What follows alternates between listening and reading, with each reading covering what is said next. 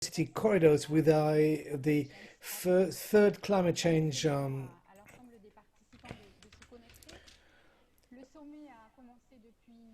The summit has started since yesterday. I suppose that I wish you a warm welcome with the entire climate change team and all the panelists of today.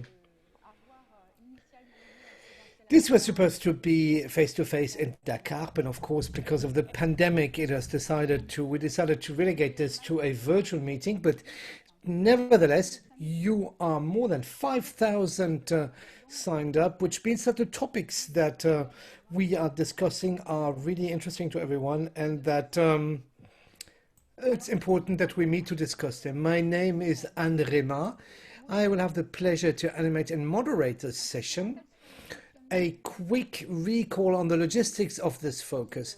Normally, if we manage to keep the time, we'd have some time for questions and answers. If you have them, do not hesitate to put them in writing. You have a little button that says discussion on your Zoom screen. Please write us your your questions in the chat box, and then we'll compile them and we will pass them on. I also quick reminder, do not hesitate to keep your time, so we'll have time for interaction with the different members in the assistance. Great Green Wall and Biodiversity Corridors in Africa. An overview. This is the summary of this focus session, which is very ambitious, just like this project is ambitious. That was launched in 2007. The idea is even older than that. In the 1980s, with the president of Burkina Faso, Thomas Sankara, together with Pierre Rabhi, who is well known also. But okay, that it was officially launched in 2007 by the African Union, 8,000 square kilometers, 11 countries from Dakar to Djibouti. There was the idea was to plant continuously trees on a stretch of 15 kilometers wide, and then it was widened to improving the ecosystems and the life conditions of the local population. The initiatives, and of course my Senegalese colleagues will confirm, the initiatives goes far beyond than reforestation. Touching many other aspects of African populations, agroecology, energy, FCAO, the fight against insecurity and conflicts. In January 2021, as you knew, the project was relaunched during the One Planet Summit, particularly with the launch of the accelerator of the Great Green Wall, with a certain number of consequent financing that we presented within this focus. 14 years after this launch, the balance is still not exactly in the red, and there will be no testimonies. There are initiatives which we'll be presenting to you on the diverse biodiversity corridors, but 18% only of the lands have been restored and reforested, and very often the financing are not reaching the project bearers and the local populations. Many studies show that there would be a yearly financing of 4 billion, and even though, and that's a good news, 48% of the sums that were allocated in 2021 have been mobilized. Mobilized doesn't mean that they have been spent, but at least they have been bookmarked. How do we make the link between the financing announced, the voluntarism of the political forces and the local population? It needs to be the driving engine of the ecological transformation of the continent, because it has the possibility. What are the means that we dispose of for its success? In order to discuss this, we have brought together a very interesting panel of speakers. First, Ms. Sarah Toomey, who is an expert. She is in charge of the Great Green Wall Accelerator at the United Nations Conventions to Combat Desertification. It's the UNCCD. Colonel Moussa Diouf, who is the Secretary General of the Senegalese Agency for Reforestation of the Great Green Wall. Karine Fakouri, who is the managing director of the eco-villages and Greece sectors within the same agency, and Bruno Dantec, who is the president of the Climate Change Association. Miss Toumi, are you with us? I don't see her. No, she hasn't been able to connect now.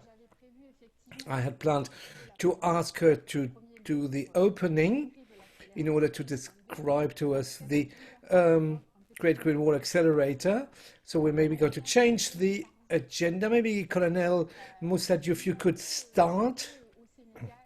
You have been the precursor in Senegal of the implementing of the reforestation and Great Green Wall. You started to work on this way before 2021. The issue of the articulation between the priorities of the Great Green Wall and the national priorities is, of course, an urgent question. Can you maybe tell us a little bit more about your strategy and the way your country has taken hold of the project? Colonel, it's your turn now. Thank you. I would like to welcome the entire assistance that is following us, and I'm very happy to be able to have this opportunity to talk and to present to you, the audience, the message of the Great Green Wall, but particularly the message of the conservation of biodiversity, the climate change, and the struggle against desertification. Yes, I am a colonel, but I'm a colonel of the Forestry Service. We are a paramilitary organization in Senegal, but I'm not a member of the army. I am I'm the Vice Secretary General, Mr. Ida, who has not been able to join us today. He's very well known. He is listening to us at this moment, and who is very happy about this initiative and this conference, and thanks us and appreciates for these moments that we're spending together. In Senegal, the Great Green Wall project started in 2009 in the field with the creation of a national agency in charge of implementing the Senegalese aspect of the Great Green Wall. As we said earlier, it's a 15-kilometer wide stretch of land going from Dakar, yes, from the Uduba region, from the sea all the way to the eastern part of Senegal, the Baka region. Many things have been done, many actions in the field, mainly with civil society actors, NGOs, and the people from multilateral cooperation initiatives, particularly FAO and the World Bank. The European Union, especially through financing of the FAO, are fundamentally, there is a European Union financing, and many initiatives have been done. Pilot projects have been put in the ground to know how we can advance and what are really the main actions we need to focus. I don't know if I can share my screen. I want to share some slides with you. The screen sharing seems to be working.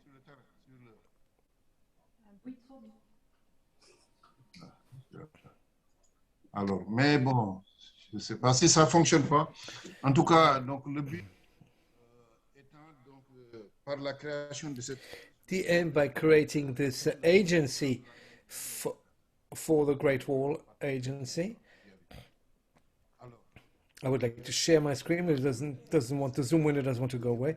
In 2019, the Senegal has evolved a lot on the concept, and we cancelled the former Green Wall Agency that was also working in parallel with another agency in charge of the ecosystems in order to fusion the two in order to create the Senegalese Agency of the Green Wall that also implements the eco-villages program, what my colleague Fakoli is going to develop later on, the socio-economical development of the populations that live on the Great Green Wall. This new agency has a national mandate, but it's particularly in charge of the Great Green Wall, and in this Great Green Wall, for the moment, we have developed many concepts, among others, the notion of natural reserve, biodiversity be diverse, that has proven its results, that is much cheaper than the classical reforestation by planting trees.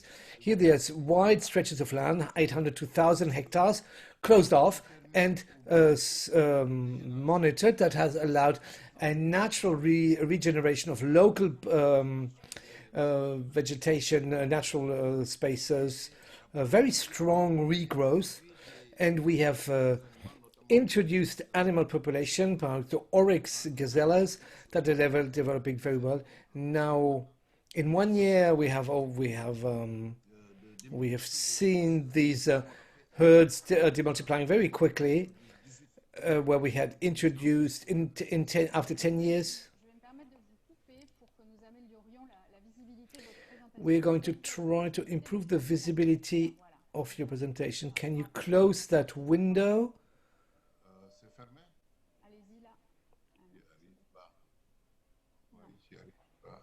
Maybe we can try to close the Zoom window. Beaucoup de participants. Elle a fermé complètement, en fait, je pense. There we go. Là, c'est fermé? Yeah, now it seems to be working. Yes. Okay, now you just have to switch your presentation in full screen. Voilà. C'est bon? Oui. It seems that's better now already. Much better. Okay. Good. So, today on the Great Green Wall, there's a number of topics on the actual physical space. I'm going to show you. So this is the map of the Great Green Wall that is being planned. As you can see in yellow here, this is the map of the Great Green Wall. Yeah. So this is the first approach on a stretch of 15 kilometers. Now, by working, we have widened this area by 100 kilometers on both sides, and it follows a catchment area of a much more important population. It also allows us to address in the desert area through the south, where we have a much more consistent green cover, and then to move further up north where the desert is.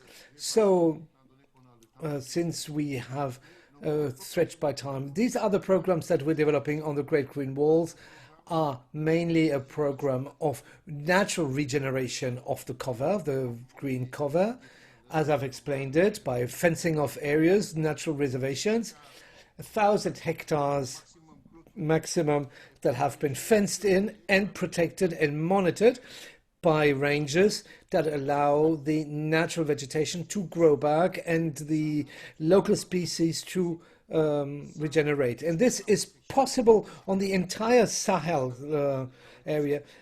All you have to do is build a fence and nature comes back. Another aspect on which we're working, it's the oasis. At the moment, we have a pilot project of implementing of oasis. We want to implement on 100 to 500 hectares orchards of date trees, date palms, with far more extended fruit orchards, intermediary trees like guava or lemon trees, and developing also green produce plants. And so the oasis it's one of the focusing, and here we are helped also with partners, in particular with the FAO, also the UNDP that is also interested in this area. So we have a big program of developing city green gardens. We really want that the production of produce really be done by the local population and not by agencies. That's why we're supporting them by helping them set up gardens. We give them seeds, we give them protection material and sworn material in order to be able to produce food grow food in the villages, and the agency buys part of the production, and the rest is being sold by these people. Many of them are women on the local markets or local populations.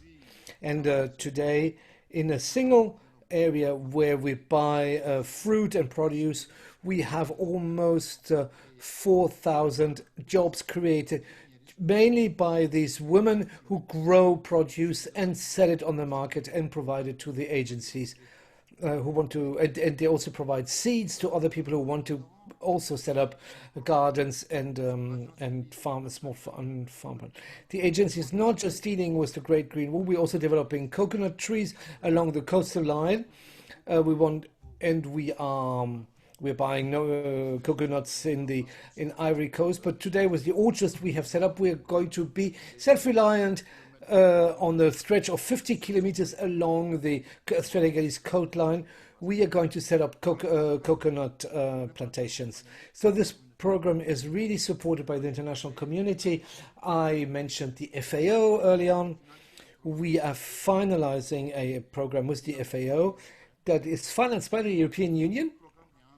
And another program is being started in a month that we call the Repose program.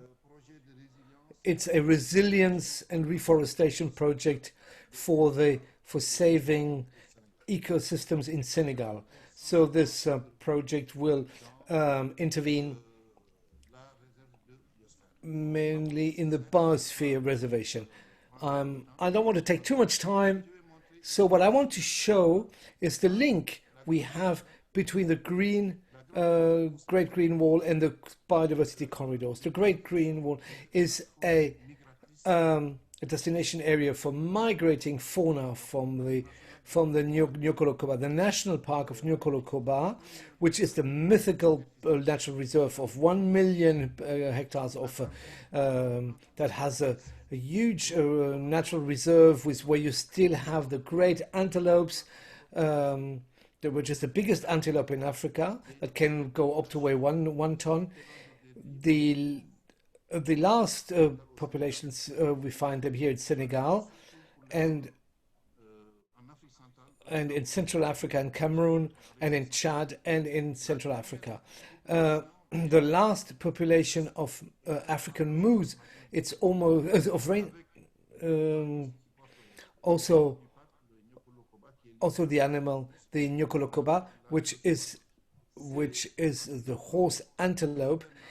These antelopes, when there's flooding, there's a strong development of the plant cover, and then these animals leave the park when the park is flooded, and they move into other areas where they're not protected.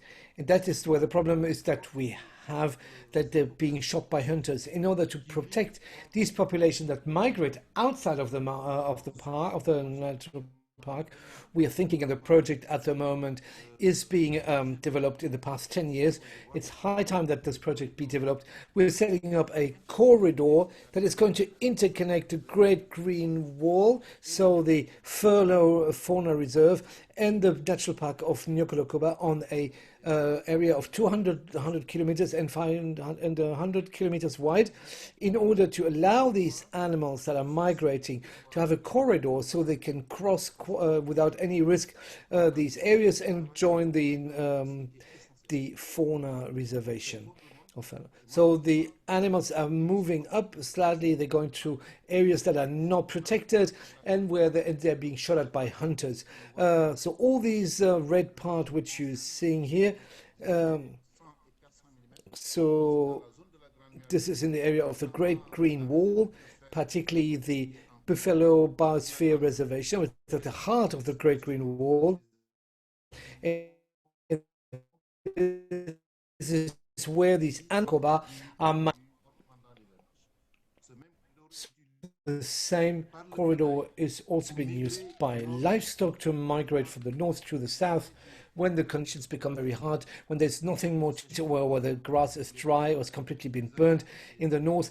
These animals, this livestock, particularly cattle, they move back down to the south in the periphery of the Nyokolo-Koba. So this corridor that is used at the same time to migrating for the wild fauna, but also for moving livestock, needs to be preserved and is in strong correlation with the Great Green Wall. It works really well on the ground.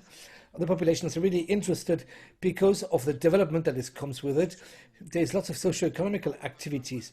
Great Green Wall is not just a reforestation project. It's a socio-economical, it's a project, it's an ecosystem with people inside that we need to take into account if we want to succeed.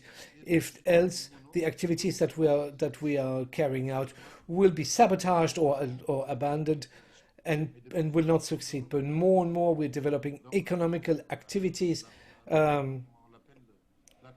So the transformation of the products, of the forestry products, non-wood, like wild fruits. Karen is going to discuss this later on. The development alternative crops, because here the rain season, the wet season only lasts 3 months. So beyond these 3 months, there's hardly any water.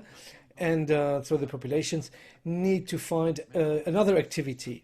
They cannot grow vegetables. So mastery of water via the wells that we're setting up more and more will allow to extend the green crossing populations to participate, to grow vegetables, to have these alternative activities for generating revenue.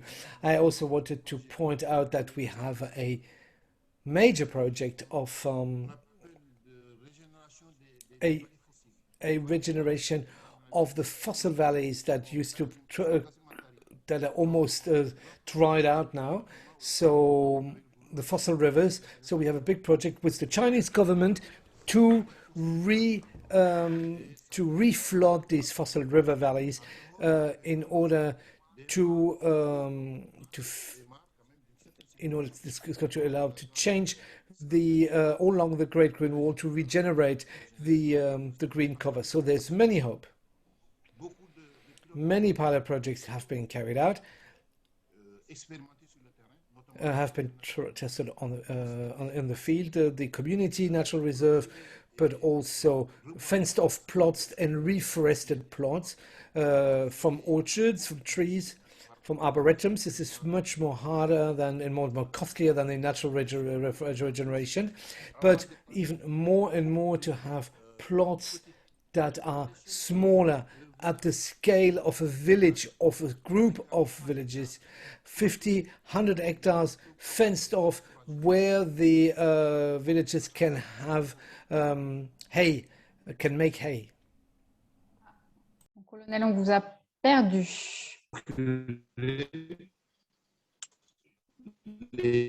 On ne vous entend villageois plus. s'organisent pour venir cueillir ou faut... On me fait entendre?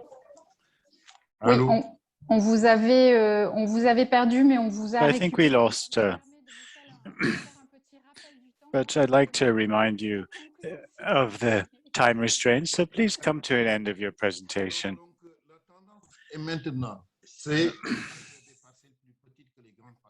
So we have to work now. We have to go look at the small parcels in the villages or groups of villages, maximum 100 hectares, with maybe 20 to 50 hectares. So then this mosaic will expand and will be directly managed by the villagers. Political will is very, very strong in Senegal to support this undertaking. We had a presidential council concerning it, and the support is very, very strong. And we want this to succeed.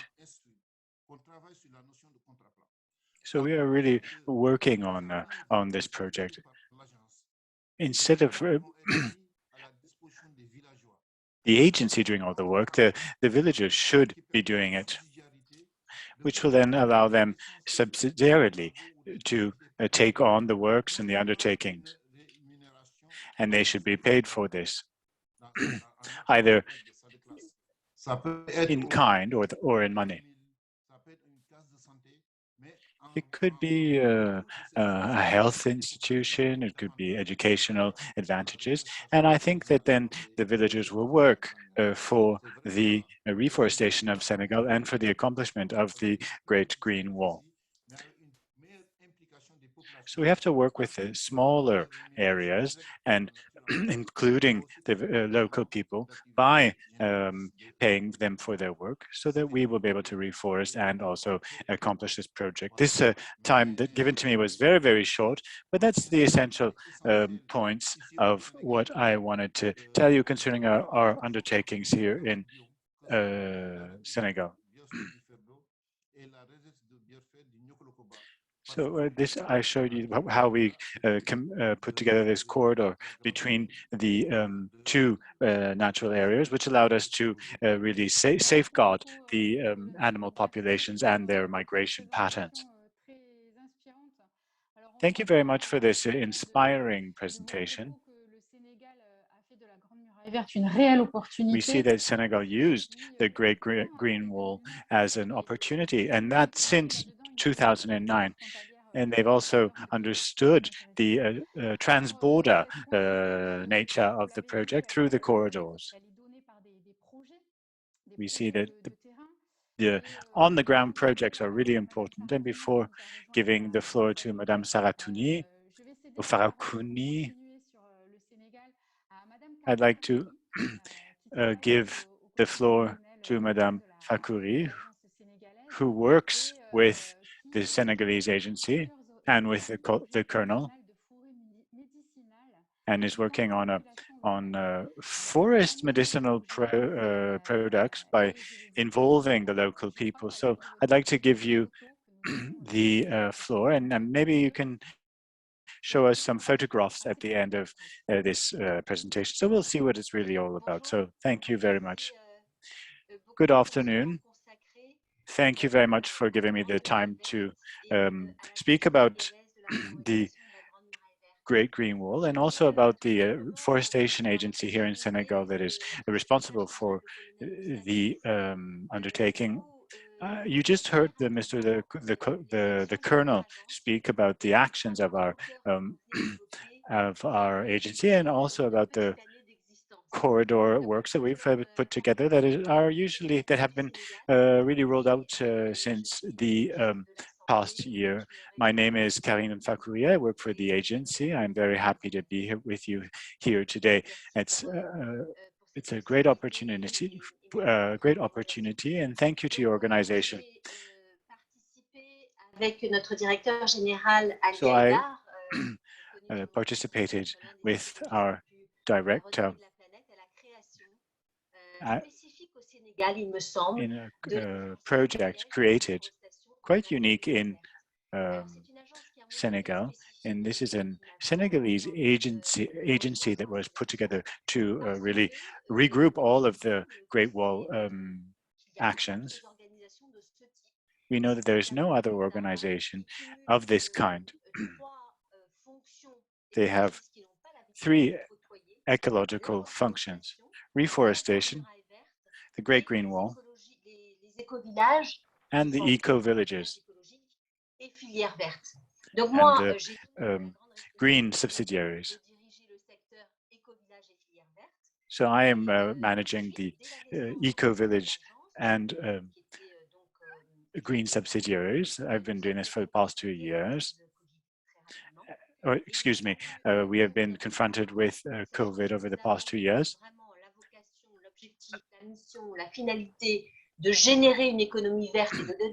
Our goal is to create a green economy and to create meaning for this green economy. So we created an emergency program, which is called Tôt le Cœur, here at the bottom of the screen, Tôt le Cœur. It is going forward and being implemented in various countries because of the fact that it works. So we agreed to call it Tôt le Cœur, which is a Wolof word. You find it in most of the African continent. And it means the interior courtyard behind the house. So this is what's called, it's usually like a type of yard behind the villagers' houses. So we have put together this emergency program and by installing medicinal and food forests in 10 days. We hope to create impact on the environment, social ecology, village ecology, and also on the environment.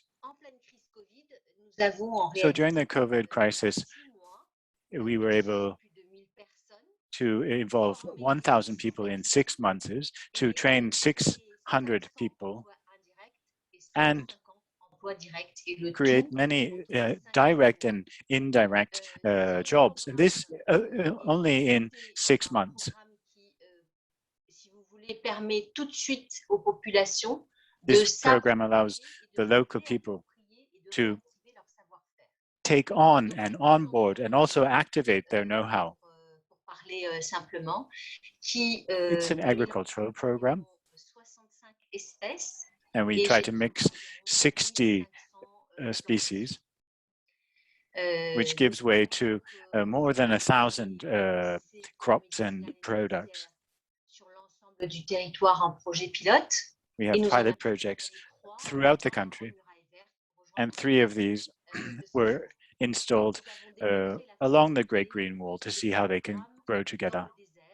So we've done this in the desert. Pour en réalité l'installation de forêts nourricières qui, je vous l'ai dit, s'installe en 10 jours. So we do it in 10 days. It becomes a nourishing forest over that time period, but then we do a follow-up over 2 years.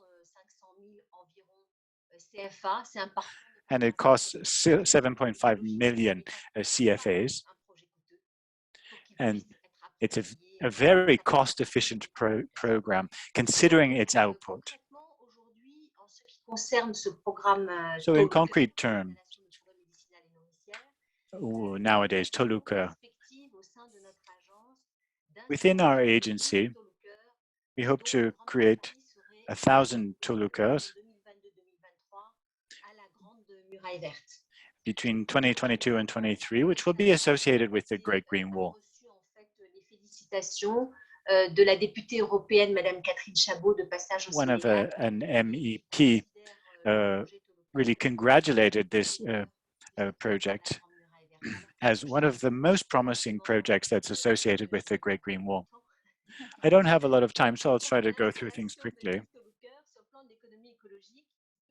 So we're going to try to put together 1,000 Tolucas, which will allow us to 600,000 to 1 million tons of food per month. These are factual numbers. 5,000 people will be directly employed. 10,000 people will be trained in the new jobs.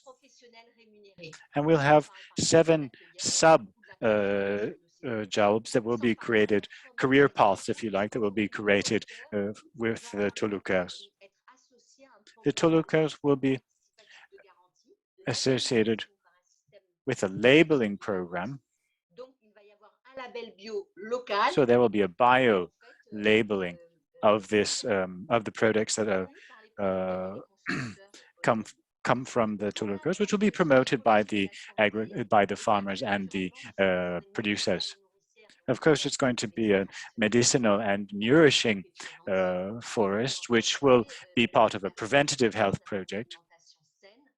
It will lead to or give way to healthy eating style, and also to a very natural and holistic way of looking at health and its benefits.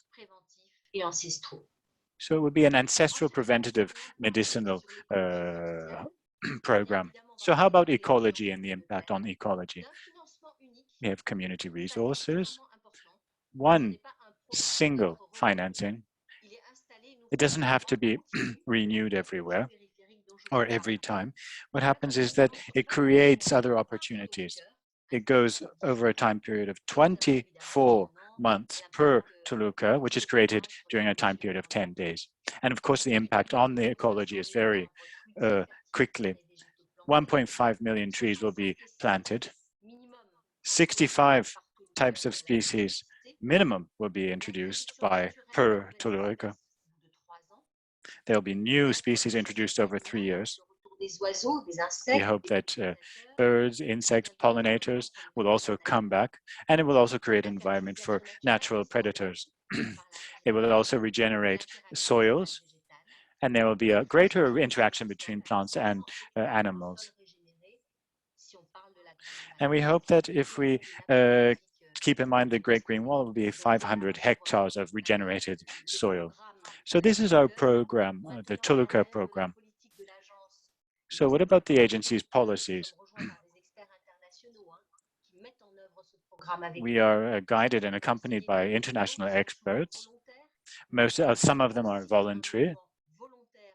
Toluca is also a voluntary movement that is being underpinned by Senegalese youth. Here you can see a Toluca that has been put together about 4 months before the picture. En 6 à 8 mois, parce que c'est toute une filière de formateurs qui forment des formateurs. So we know that it's a regenerative way of training, and that after a few months, the trainers train others, and there, so the knowledge is expanded and grow. Tout en formant les populations. So we train the populations, the local populations, to really undertake this ecological business, which will allow them to create a green economy. It also hopes to create a green entrepreneurship. Lui-même. Alors, autour de ce Toluca, si vous voulez, pour nous, so for us, when we look at these Tolucas, as we are really the organization that's looking after these Tolucas, it's important that we look at it as micro projects, which will then have spin-off effects for the other types of reforestation projects of the agency. Because sometimes we have different projects in different areas. The eco-villages will allow us to create interactions between Senegalese entrepreneurs and producers and production facilities, and they will be able to, for example, the example of soup, which is a palm oil, a very rich palm oil. It's used for children, for families, and it actually has a nutritive value even after it's been heated. So this will allow us to create a new business opportunity by generating a national oil production, because we know that around the Great Green Wall, this soup oil is to be found everywhere. So we're also involved in education programs. We have the Toluca Canteen link-ups, with various alternative educational projects. So I'm unstoppable. I would like to allow you to interrupt me here, and thank you very much for this. Thank you very much for speaking quite clearly, quite slowly, and also for having respected the time allotted to you. Thank you for this inspiring presentation.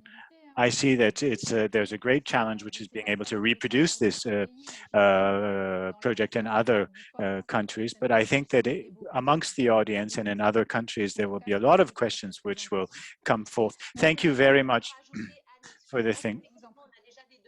I'd like to add one thing. We have a Pan-African development and also exterior help and assistance. Also, some French have come here and have gone through the training programs to actually get themselves trained about the Toluca project. It's really superb, this program. Thank you very much. So, Madame Saratouni, thank you for coming. So, Madame Saratouni, thank you very much for coming and speaking with us today. I know that you're very busy. So I'd like to set the stage for the context that you're working in.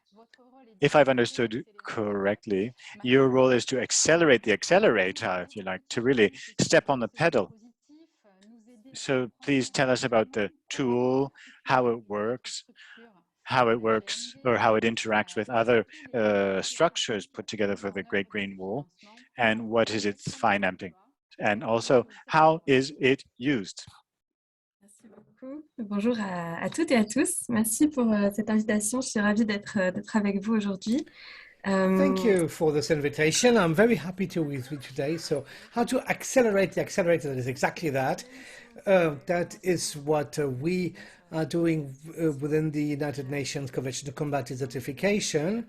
As you said, the accelerator of the Great Green Wall has been created in the UNCCD in 2022, accompanying the coalition of the Great Green Wall, announcing a financing for $19 billion for the Agenda 2020-25 for the Great Green Wall. And our role within the accelerator is to coordinate all these efforts. So how do we do this? Through a number of things. Firstly, we are setting up a financial tracking system to make sure that the financial promises that have been made in January trickle down to the field level, because there's been many promises made in the past years, but what does really happen on the ground? What does really trickle down to the ground? It's fairly complicated because it's a complex region with complex challenges and multiplier challenges. So when we're talking about the Sahel region, there's a biodiversity hotspot, climate hotspot, instability hotspot, also underdevelopment hotspot. And all these components make that it's very difficult to work there, but it's a fundamental, and this project of the Great Green Wall is very important because, first of all, because it's an African project. It's one of the most emblematic and ambitious African projects, and just for that, it deserves all the attention of the international community because of its approach on the climate issues, land restoration. But it's a project that has lots of issues because the financial tools that are provided are not adapted, and this is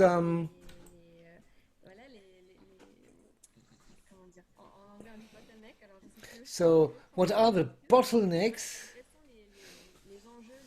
What are the challenges and the key challenges and the points that we can open and the bottlenecks that we can bust in order to facilitate communications? So we at the accelerators, we work with 9 financial and technical partners: the World Bank, the African Development Bank, the European Investment Bank, the IFAD, the Green Climate Fund, the French Agency for Development, the FAO, and all these partners, they have implemented financial envelopes. And we work with different types of actors. First, the Pan-African Agency of the Great Green Wall, because the existence of the accelerator is just a transition towards the reinforcement of capacities of the Great Green Wall Agency in order to better manage all the issues in the field at the scale of the agency and of the region, also working together with the countries, the Ministry of Environment, that have some need for some reinforcement in order to set up the projects and develop financial partners and find partners to set up the projects. And the most important that we are concerned today, it's the non-state actors. For the moment, the 9 non-state actors have not really been put in the spotlight on the policies of the Great Green Wall, and we're trying to, following the World Planet Summit, which was very high level, very political, with presidential announcement, Prince Charles, the President of France, that have committed. Here we are trying to set up spaces for dialogue between the non-state actors to bring the financial partners together with the researchers, civil society, local elected representatives, entrepreneurs, because we are seeing that there was not really dialogues between the different actors. We have very ambitious financial commitments, very consequent funding. When we look at internet, we can see them, but we don't see any dialogues with people in the field who are building this Great Green Wall. And this is the aim of our agenda, which is why I thank you for having invited me. We are trying to identify today non-state actors committed who want to build together with the accelerator a advocacy. What's the definition of the what are the needs in terms of finance, and based on this content, discuss, exchange, build a roadmap with the in preparation of the COP15 of UNCCD. So I don't want to go too much into detail. I'll give you quickly our agenda at the France-African Summit of the week of 6 to 8 October. We will be with Carrie CFSD in Montpellier in order to animate a workshop with the different non-state actors, and the for people who are interested, I invite you to contact me. Either I can leave you my email in the chat, and with the Carrie and the CFSD, in order to discuss these exchanges, in order to set up a roadmap. This roadmap will have numerous axes: civil society, entrepreneurship, and local elected representative. And the idea is that we manage to get the actors to work on these issues and topics, and that we can work pilot projects, but also mechanisms that can be tested at the scale of 1 or 2 projects, and then scaled up at the scale of the Great Green Wall, so that we can achieve the restoration and reforestation of 100 million hectares. But this can only work if all the stakeholders in the field and at the grassroots level participate. So really we need to feed this back, because we're sitting in Bonn in Germany, and now we need to maintain a daily contact with you who are working in the trenches every day. So through the Pan-African Agency for the Great Green Wall, we're trying to keep this wall, this link set up, and it's very important for us to be able to work with you together. Thank you very much, Ms. Toomey, who was and you've kept the deadlines. Congratulations.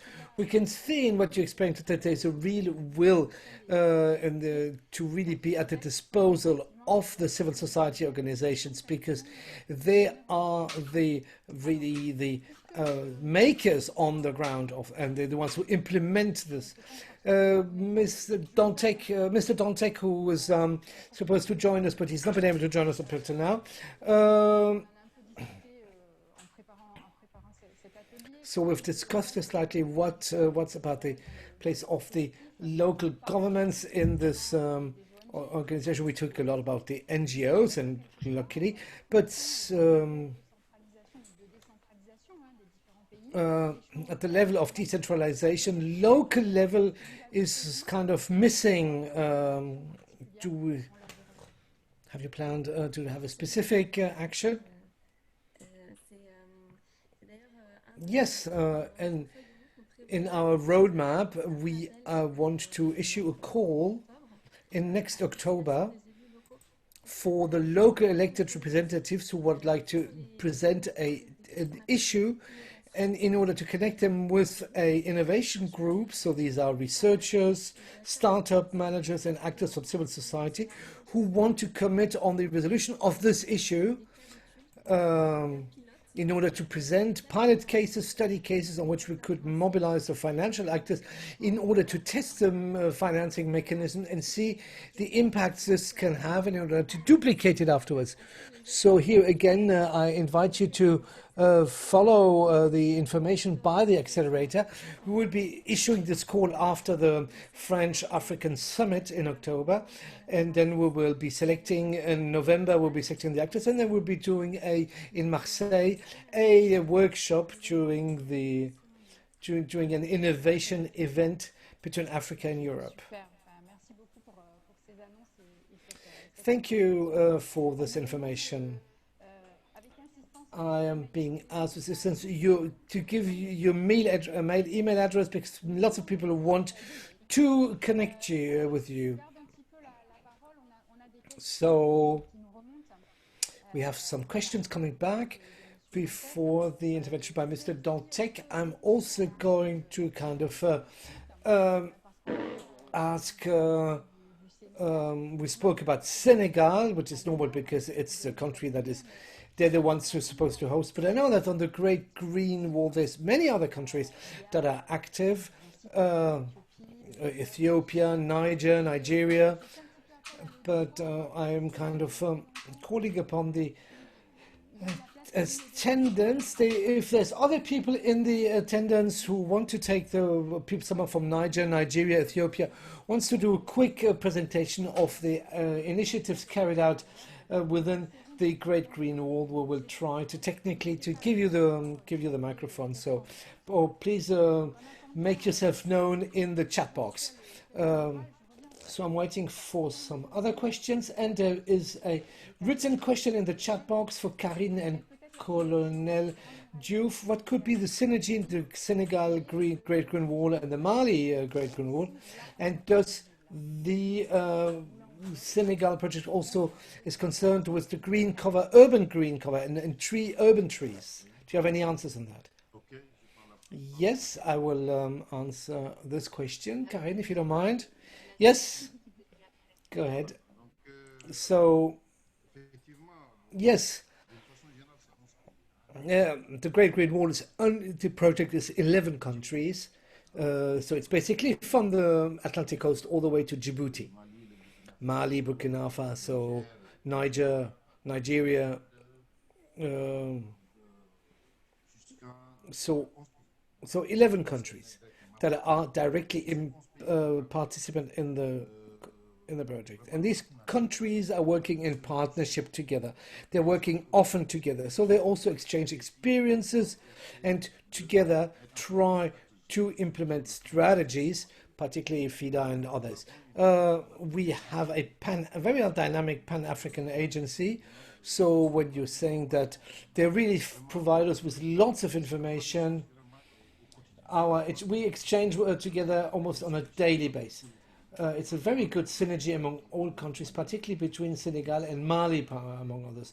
When we spoke about the biodiversity corridors between north and south of Senegal, the same corridors also exist between Senegal and Mali. So sadly, the major infrastructures, if the Nyokoro is kind of been emptied by biodiversity population, because when we set up the two between Mauritania and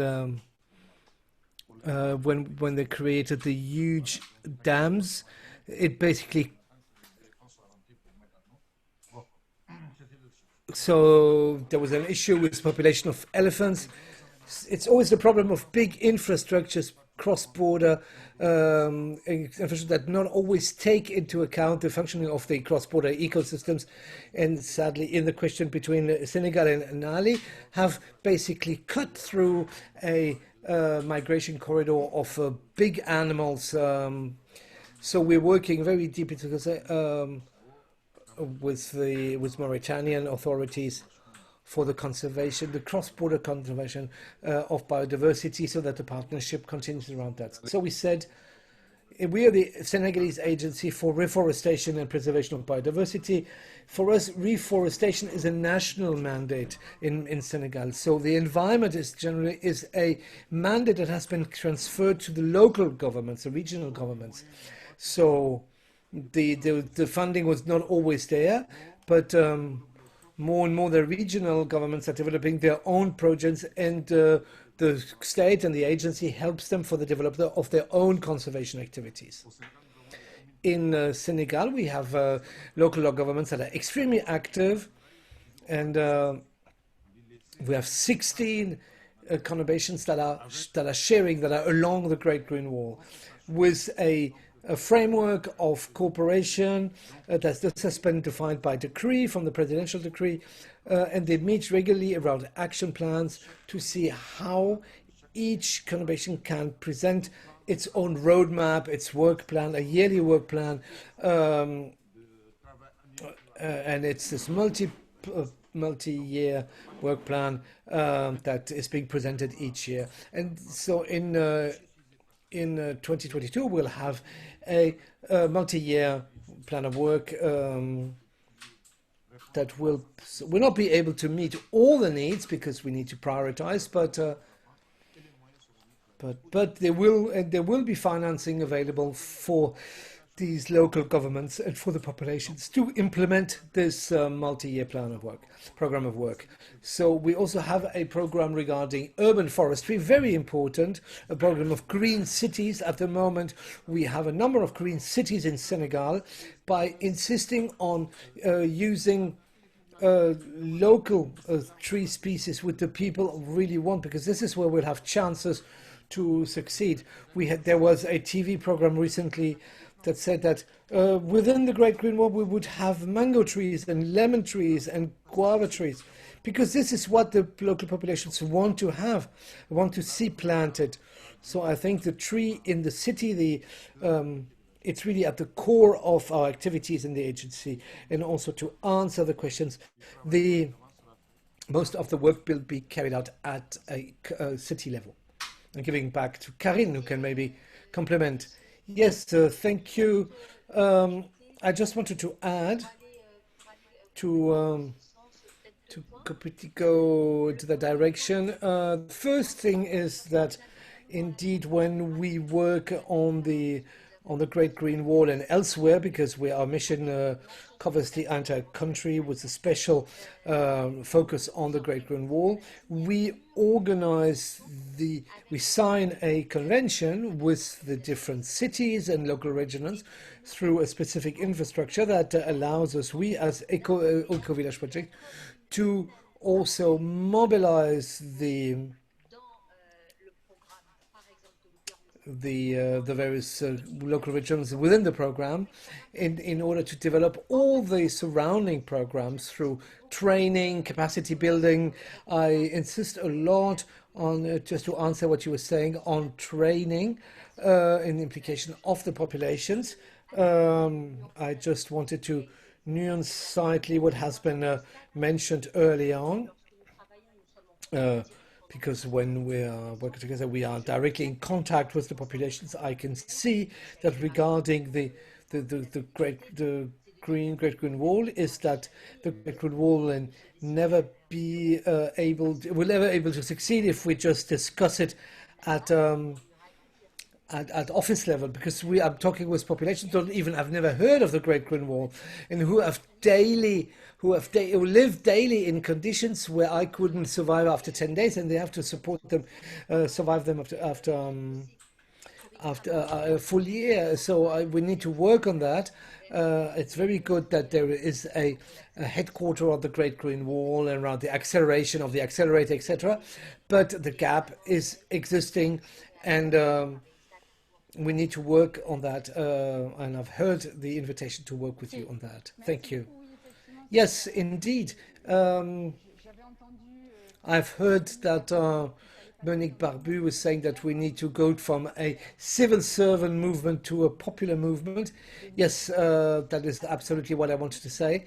I can see that Monsieur Dantec has not arrived yet, so this allows me to list a number of questions that have been asked. The Montpellier roadmap meeting, when will it be taking place? So please put a link in the chat, Sarah. Can you indicate the date of the Montpellier date? Yes, it will be during the Global Montpellier Day from the 6th to the 8th of October. If you go on the French Africa Summit, in the program you'll find the link and you can sign up for these days and workshops.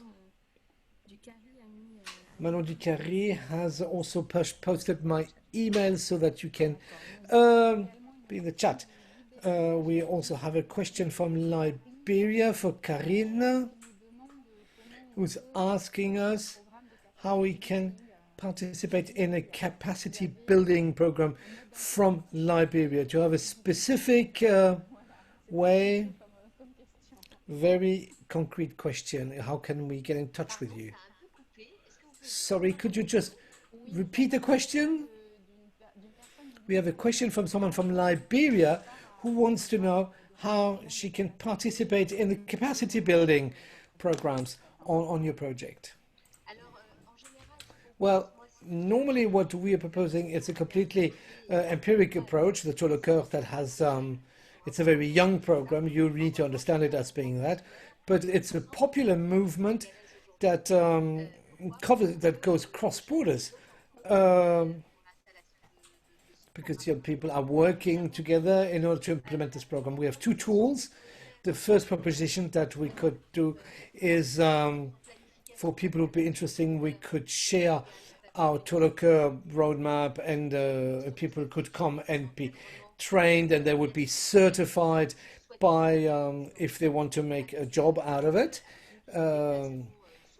With us being present on the specific territory and validating the process and the ethic approach, no chemical additives, and all the ethical aspects. And the second one, which we are working, we're working on a software that will allow for the people who are asking us to have a remote modus operandi so that we can help them remotely, and we want to implement that with academics.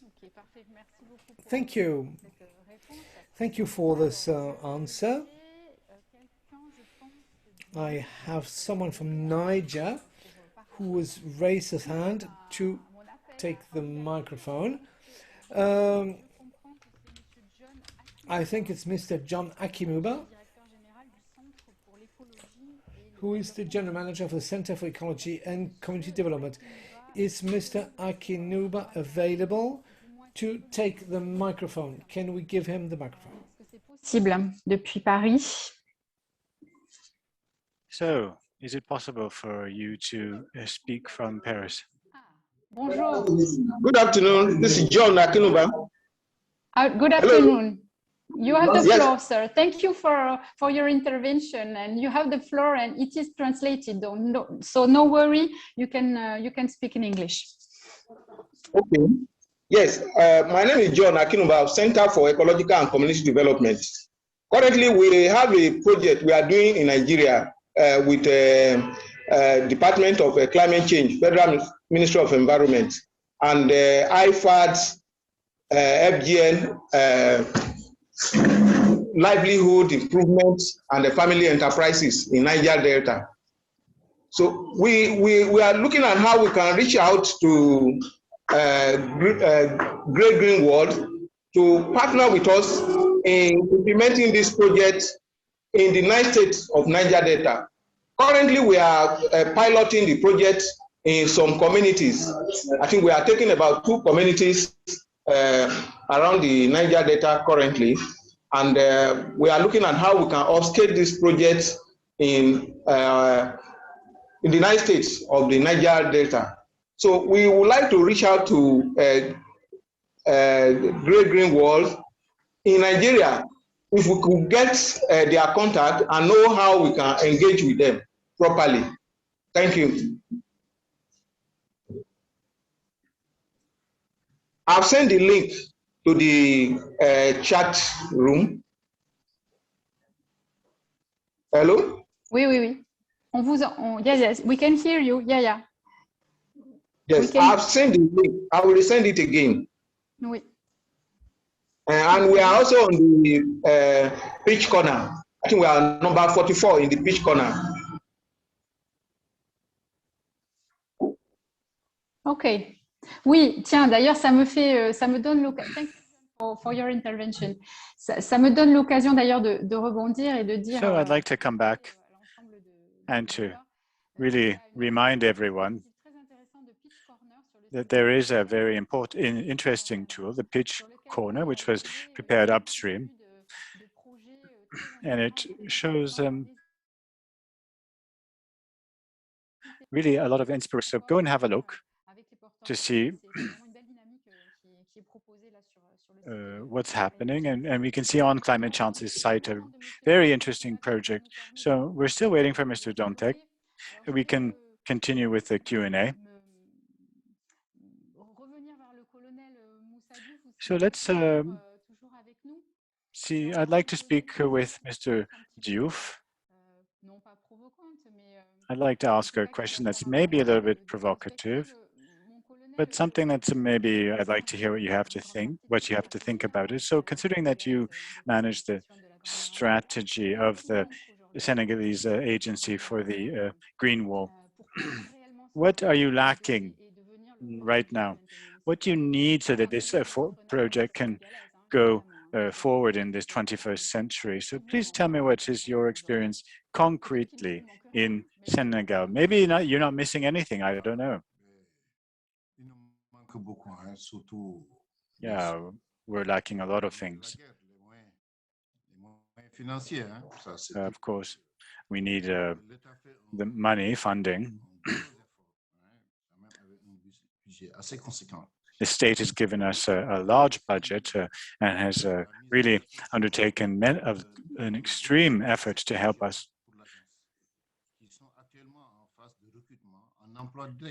We are employing new people,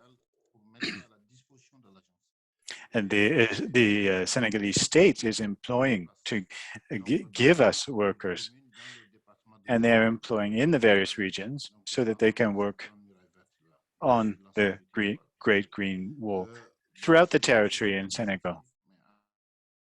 They'll work in skill set, animation, and they go and speak to the various people, to their families.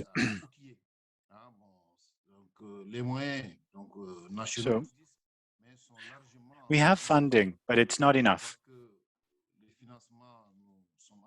So we're putting together new projects, and we need to contact our technical and financial partners so that we can finance in a more bilateral or multilateral way this project. But as Karine said, we have another thing that we're lacking is really the onboarding of the populations, of the local populations. They need to onboard the really on the ground actions. We have to go from village to village to speak to them on a daily basis. So once at the local level, they have the reflex to really go forward with this project, then we will be able to move forward. But we're very, very far away from this. So also we need to have human resources to put in place our vision. And we hope that they can become like the Boy Scouts of the Great Green Wall so that they can educate the local populations. And everybody has to come together with this project. And also we need a lot of scientific research. Karine spoke about the traditional knowledge. The local populations know about the areas. They have a large traditional know-how. We have to put this into focus. And then we'd be able to put together projects that are relevant and of the same size.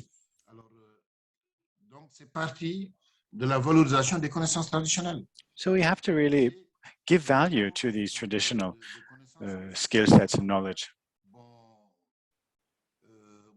There is the modern side of the project, and there's the traditional side, and we have to transfer these skill sets between the two sides so that we can really move forward and have success in this project. So scientific partnerships is also very necessary. We have a partnership with the Fondation Total and with a scientific research center in France, the university in Senegal, and the agency.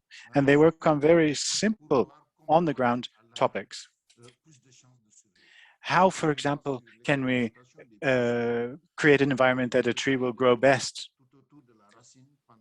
How and where do you give the water? Do you give it closer to the roots? How does a monthly irrigation actually help and work? So we have proposed scientific research projects about this. We've also put together projects as to the representation of the project amongst the local populations.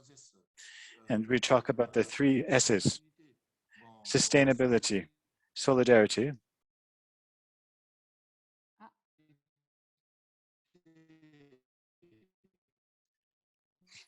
Je pense que la connexion avec le Sénégal. Mon colonel, on vous a reperdu. Heureusement, au Sénégal, nous avons. Au Sénégal. Ah, c'est dommage là. Je crois que. Ça y est, on vous a récupéré. Ça y est, on vous a récupéré. Oui, oui, on vous a. Merci beaucoup. Et voilà. On avait perdu Karine également. Et... Ah, voilà, je vous en prie, finissez votre propos. Donc, c'est une zone apaisée. Maintenant, il faut simplement, comme j'ai dit, so as I said, we have to involve the local populations and who may be tempted to immigrate. So this is the big challenge. So we have to keep in mind that the Great Green Wall will not only be built with words, it will be built with manpower, and we have to keep this manpower on the ground with the youth. We have to show them that they can really grow as people, that we can support them financially. There are some villages in which you see only women, children, and the elderly. Why is that? Because there is urban immigration and also immigration, global immigration. So we have to actually encourage people to return to their villages. There are some areas in Senegal that have this type of return of populations. But it's unfortunate, but migration and immigration is a reality. So we need the manpower, and they have to be trained well, and they have to have access to the project and to financing. The villagers and the villages have to have the means, not only the financial means, but also the entertainment means. They have to be able to create a pleasant framework for the people who are coming back and working on the project. And I think this is something that we need to keep in mind. Also, access to healthcare also has to be a reality. If we don't have all of these aspects, the Great Green Wall may not be a success. We have to encourage people, instead of deforesting, we have to encourage them to plant trees and reforest and to help make the Great Green Wall a success. And I think with these things, we will be able to create a very successful project. So thank you very much for this answer. You said that you needed manpower and will, but we always come back to the financing question. And this is another question that I'd like to ask Saratumi. We know that biodiversity financing is often, let's say, sidelined when we look at green financing. So do you have as a goal to put the spotlight when we talk about green financing and climate financing on biodiversity? And if yes, then what are your action plans? Of course, it's in our Agenda 2020. And one of our goals with the Great Wall is to show synergies, interdependence, and interrelationships between climate, soil regeneration, and also environment in general. And so this is one of the challenges of the Great Wheel, to sequester carbon, to create soil regeneration. These are intertwined goals that are part and parcel of this project. Thank you very much. So this allows us to link up with the concluding remarks that will be done by Mr. Rodin Dantec, who is Director of Climate Change. Many know him. He's an expert in climate issues, and also he's the chair of this organization, and he's also going to talk to us about biodiversity. Senate would like to give the floor to Mr. Dontek so that he can talk about biodiversity and to say why we're still talking about it. Unfortunately, I was not able to take part entirely in this workshop. I think that some of the answers were a bit short. I think the financing allocated to the Great Wall has been quite large, and finance tracking is part of the roadmap. And we hope that it will not only be a symbolic gestures, but I hope that the financing will actually be given. We talk about 100 million hectares and a funding of maybe about 15 billion euros. So I think we're going to have to find other financing sources. And Colonel Diouf or Saratumi have spoken about the mobilization in green financing and the capacity to really take into account all of this, and that climate and development is also linked up with it, linked up also with food production, as Mr. You spoke about, and also the idea that this is a way to discourage migration. And I think it's one of the challenges of the Great Green Wall to be a type of showpiece of climate action. And I think this is why it's really important for this climate change. So is it already in your agenda? Have you tried to mobilize experts and climate financing? Because one of the main sources of financing could come from climate financing. Yes, we are taking part in big, large projects with climate financing, especially through the Green Climate Fund. So we're a small country here. We have a delegated national agency to deal with funds up to $10 million. We also work with the FAO and also the external development banks. And we also work with the agricultural bank here in Senegal. And there's also readiness funds. And we are working on 3 big projects, each worth many millions of dollars. So readiness is also part and parcel with FIDA, more than $80 million, and it's going to be financed. There's also regional projects financed by the FAO. These are regional initiatives with various countries involved in the Great Green Wall. For example, Niger, Burkina Faso, Mali, Senegal. So we're working together to really roll projects out. So this big project is worth more than 300 billion CFA. So it's a big project. So we're trying to mobilize as much as possible, but we have to wake up early, work hard to finance climate questions.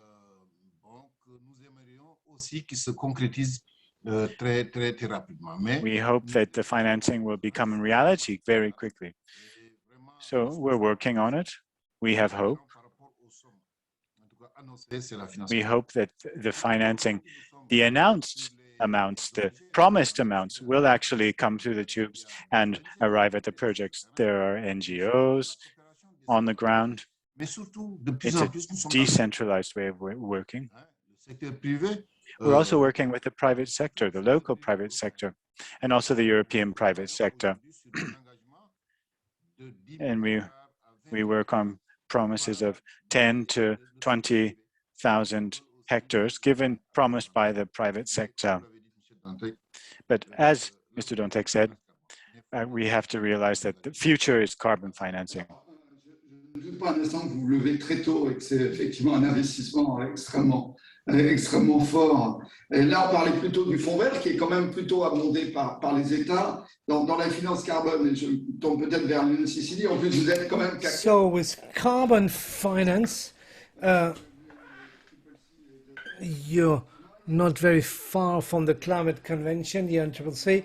There's also an issue about the compensation funds for the air industry. Is this funds you're already integrating in your methodologies to validate, to deepen? Yes, absolutely. We have decided, for instance, to implement a major project with all the actors of the port authorities, because I mean the biggest polluters are really the big ships.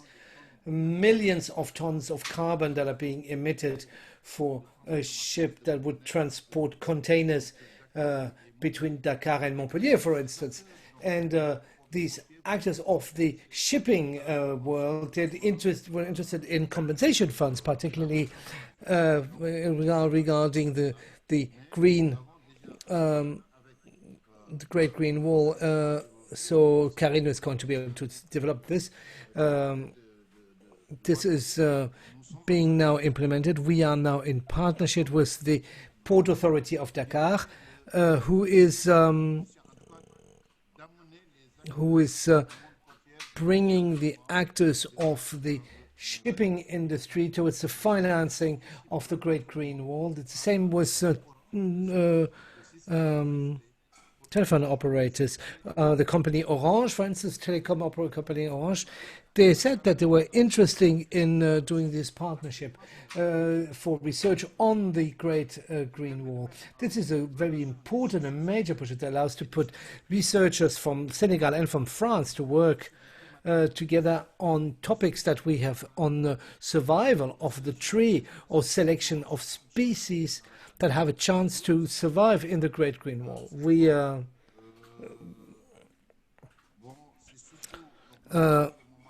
for the moment it's mainly the port authorities, but we are developing new strategies, but it's mainly the national private sector, cement organization, oil organization, banks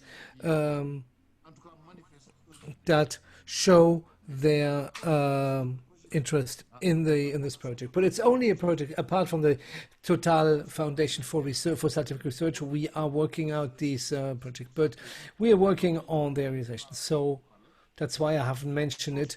We are not very far from achieving a green fund financing, but sometimes we say that it's almost around the corner, but the red tape is so slow that it takes some time.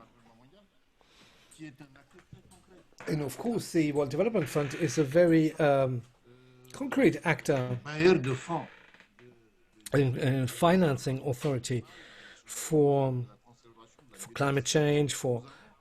We have a project for $10 million just with the World Environmental Fund. So this is a fund that has been very concrete by giving us a huge amount of financing, easy to mobilize, even though we have to respect the procedure, but we managed to achieve financing from this fund and to work through the various structures that are agreed and certified by the fund. Thank you. Sarah, to me at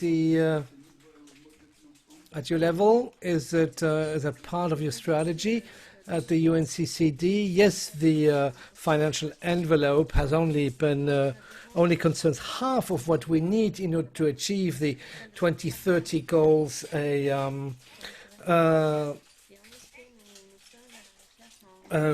are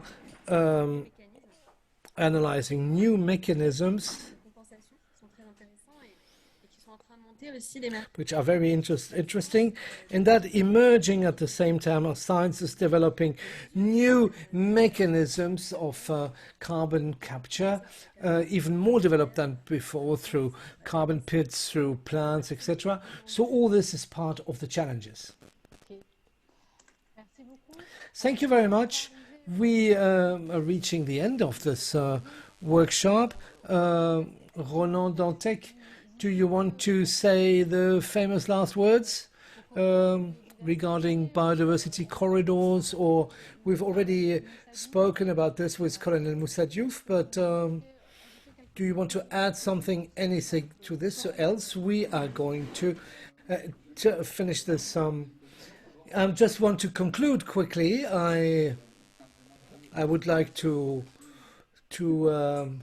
thank Andrema for her very good moderation. I found this workshop extremely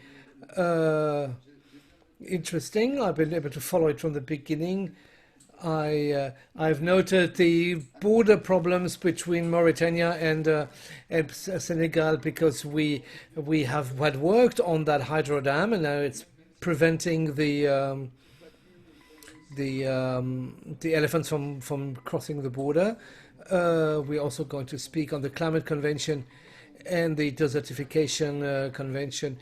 And we know, and it's also because that the climate change is opening more and more towards the biodiversity, because this is converging on these topics. If we don't save the biodiversity, biodiversity is one of the important carbon pits in the world.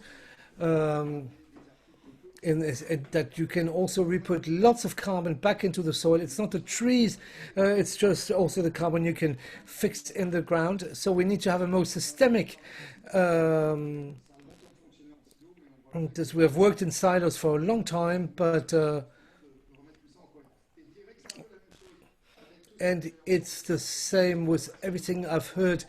That was absolutely fascinating on the Great Green Wall. To say this is my first approach.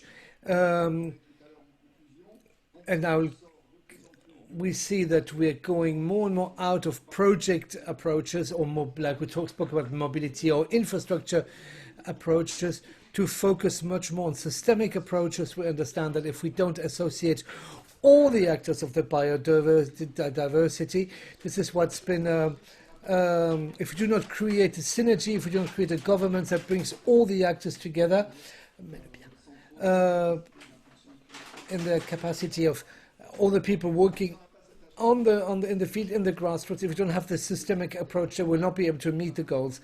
That is also sometimes, that's what we can learn from actions that have not been successful, because we have not been able to associate everyone on the ground sufficiently. This is really the DNA of climate change, to bring everyone around the table, state and non-state actors, NGOs, civil societies. We are happy to be in this central approach.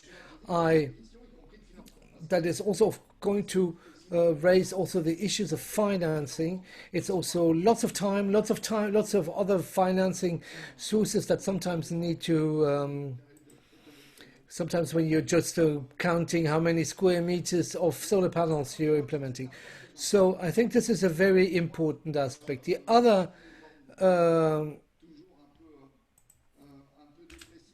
Since we always are in some way depressive approach when we're saying the catastrophe is coming, we'll never make it, and nevertheless, faced with this catastrophe, we need wide-scale projects. And I think the Great Green Wall today is part of these projects, part of this narrative that are at the scale of what is being expected.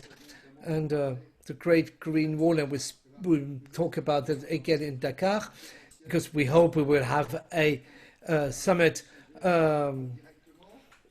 in face-to-face so that we can talk about it together. I think this will also be one of the standards of our capacity to implement, in terms of putting everyone around the table and financing end results, in order to implement projects that are really at the scale of what the challenges are. And of course, there's the climate issues. The Great Green Wall, it's a huge carbon pit for tomorrow. And you use biodiversity channels, as Senegal has said. And your ambition, and our ambition, is to extend these corridors to Mali, to Guinea. We could even imagine going all the way up to Ivory Coast and Sierra Leone and Nigeria. So,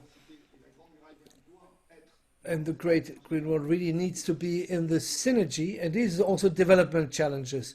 So these are agricultural challenges, these are populations that can increase their lifestyle in their territories.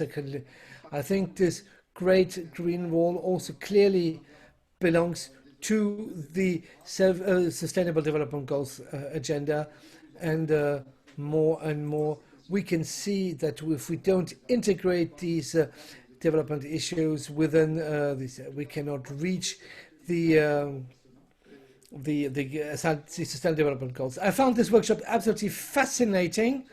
Yes, I am the head of Climate Justice, but I learned lots of things, and maybe even more than in other workshops. So I found this workshop very interesting and very remarkable in the field with our capacity to participate and bringing everyone together. And if we can help you in this synergy and this dynamics, we'll do it with conviction and lots of pleasure. Thank you for having participated in this workshop of this virtual summit. Thank you, Mr. Chairman. Thank you for all the speakers, for all the participants. Sadly, we didn't have time to meet all the questions, but you'll find the recording on YouTube, recording of this workshop. Thank you to everyone, and long live the Great Green Wall. See you soon. Bye-bye.